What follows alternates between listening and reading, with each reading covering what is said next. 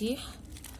مكوناته 3: لبن، بودرة، قهوة، بواقي قهوة او قهوة، يعني معلقة قهوة او معلقة ونص قهوة سادة، ومية الورد.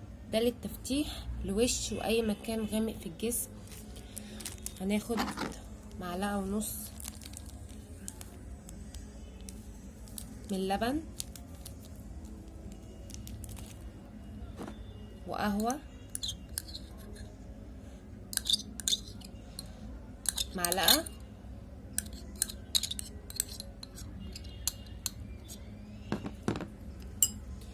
ومية ورد.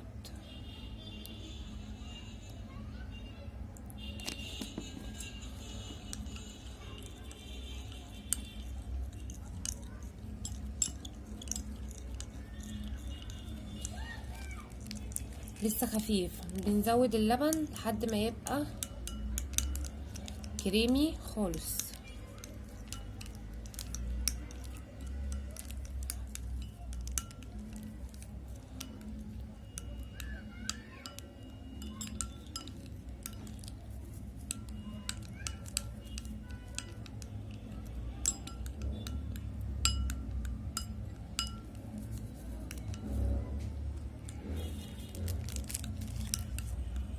الكمية دي بقى بتكفي معاك كذا وقت، وممكن تحطيها في التلاجة وتستخدميها.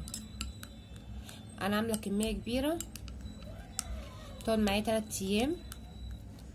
ده يبقى الماسك بيفتح، وتسيبيه على وشك ربع ساعة تلت ساعة.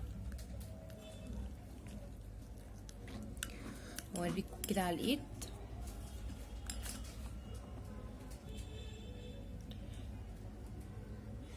بيفتح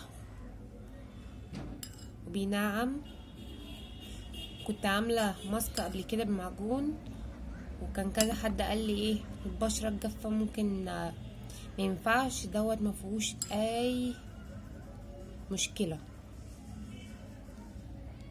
بنسيبه ربع ساعة